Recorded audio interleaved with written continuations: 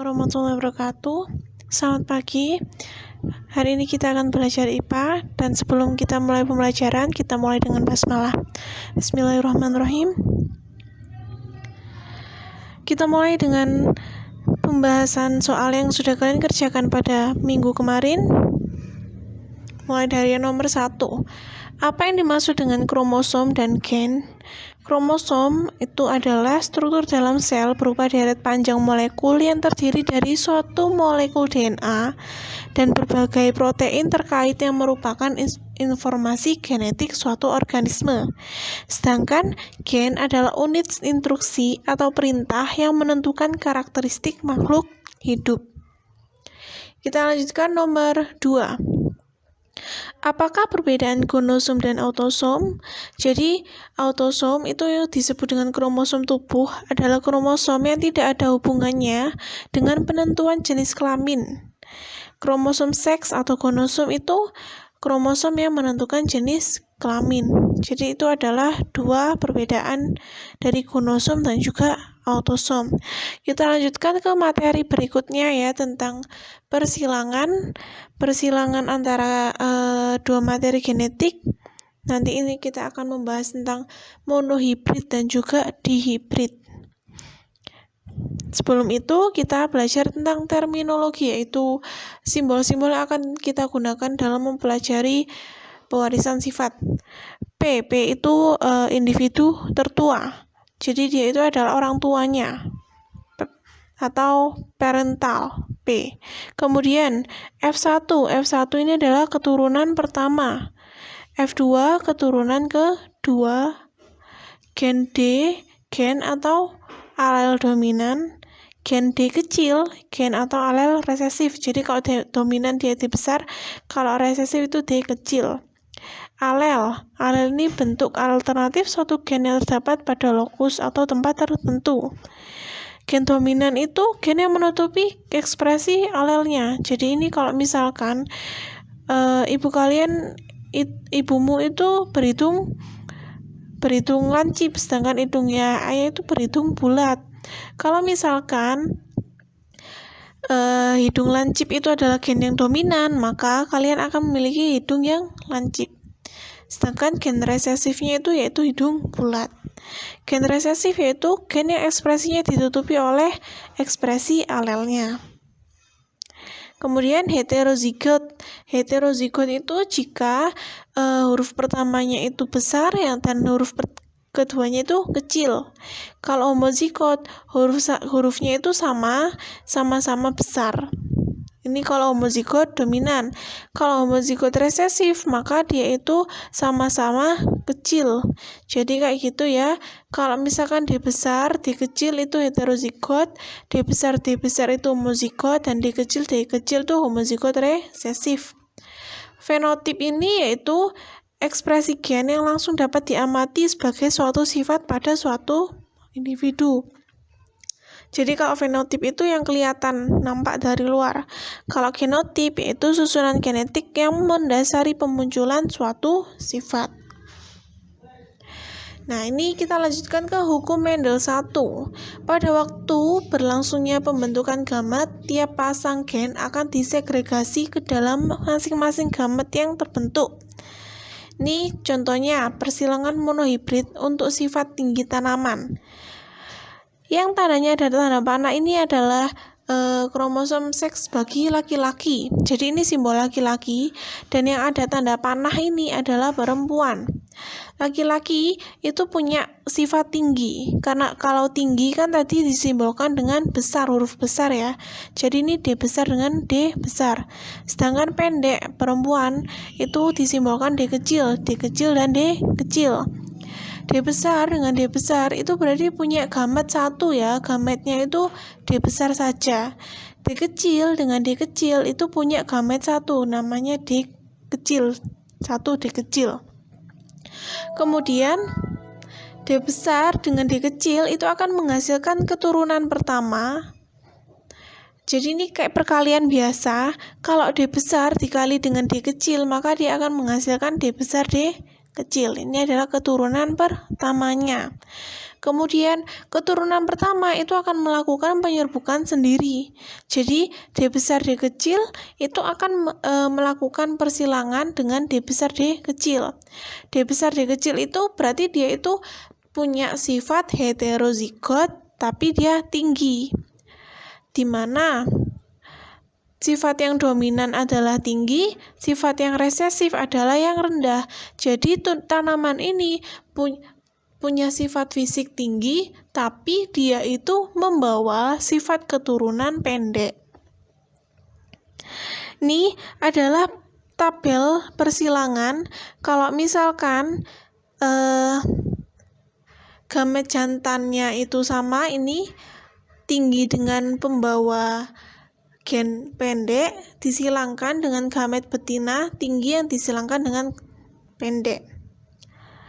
Ini dipisah ya, jadi ini D besar dengan D kecilnya gamet jantan, yang di bawah ini adalah D besar dengan D kecilnya gamet betina.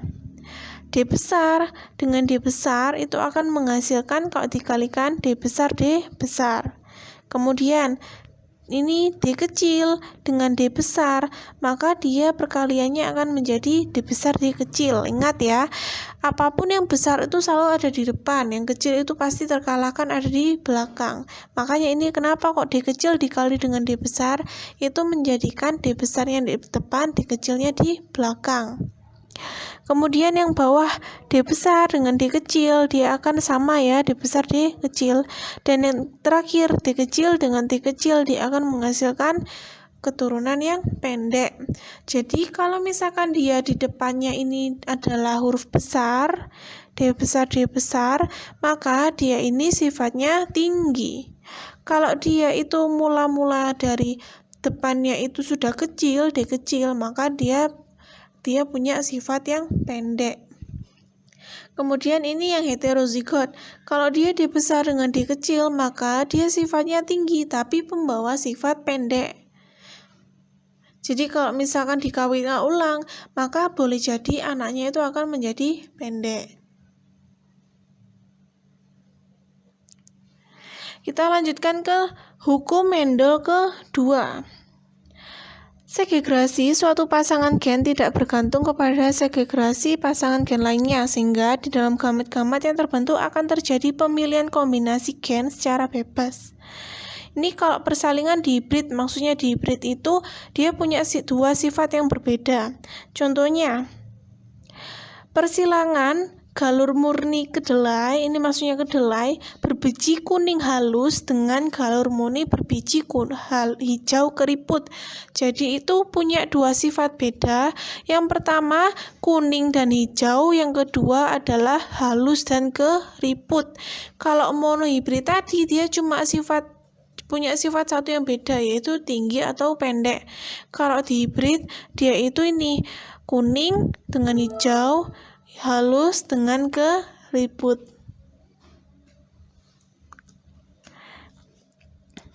Ini contohnya.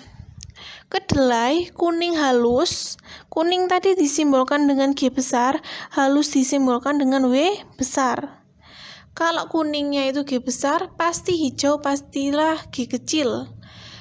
Kalau halusnya W besar, pasti keriput itu W kecil. Nah, G besar, W besar itu gametnya, jadi dia itu pembawanya itu adalah G besar dan W besar. Sedangkan G kecil dengan W kecil, dia gametnya adalah G kecil dan W kecil. Ini akan menghasilkan keturunan pertama, yaitu G besar dengan G kecil.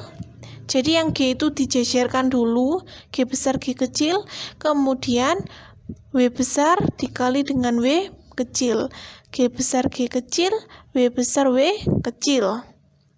Ini adalah keturunan pertama. Kemudian kita lanjut ke keturunan kedua. Ketika anak kedelai dengan kuning dan halus, kuning halus ini dikawinkan dengan sesamanya, kuning halus juga. Itu akan menghasilkan gamet beberapa gamet ya. G besar, W besar itu akan menjadi gamet pertama. Kemudian G besar, W kecil itu akan menjadi gamet kedua. Kemudian G kecil, W besar itu akan menjadi gamet ketiga. G kecil, W kecil itu akan menjadi gamet keempat. Kalau sebelumnya saya tadi bilang apapun yang besar itu selalu mengalahkan yang kecil. Kalau dia punya sifat yang berbeda, jadi G dan W itu kan sifatnya beda, itu bisa mengalahkan. Jadi yang kecil ini bisa mengalahkan yang besar. Jadi di sini aturannya G itu ada di depan dan W itu ada di belakang. Kemudian gamet betinanya sama ya, kayak gamet jantan. Jadi seperti itu. Kemudian kita lanjut ke persilangan. Ini prinsipnya sama kayak tadi. Jadi ini kalau di sini G besar W besar dikalikan dengan G besar W besar di sini. G besar dikalikan dengan G besar GG, kemudian W besar dengan W besar, maka dia akan menjadi W besar W besar. Sehingga dia keturunannya akan menjadi kedelai yang kuning dan halus dan pembawanya juga kuning dan halus. Kemudian G besar W kecil dikalikan dengan ini, kita lihat di sini. Nah, ini G besar W besar. G besar ketemu G besar, pasti G besar G besar. W besar dikali W kecil, maka dia akan G besar W kecil. Jadi dia persilangannya seperti ini. Dia menjadi kuning dan halus. Perkalian yang di sebelah kanannya ini sama seperti itu. Jadi kita lanjutkan ke ini yang bawah ya. G kecil W kecil dikali dengan G besar W besar. Ketika G besar dikalikan G kecil, maka G kecilnya akan mengalah. Jadi dia ada di belakang G besar. G besar G kecil, kemudian W besar dengan W kecil, dia akan menjadikan W besar W kecil. Jadi ini karena dia itu punya sifat dominannya G besar, maka dia sifatnya kuning. Dan karena dia sifatnya W besar, maka dia sifatnya halus. Oke, sampai sini. Jika ada yang tidak paham dengan penjelasan yang saya terangkan, silakan kalian komentar di grup WhatsApp. Saya akhiri, wassalamualaikum warahmatullahi wabarakatuh.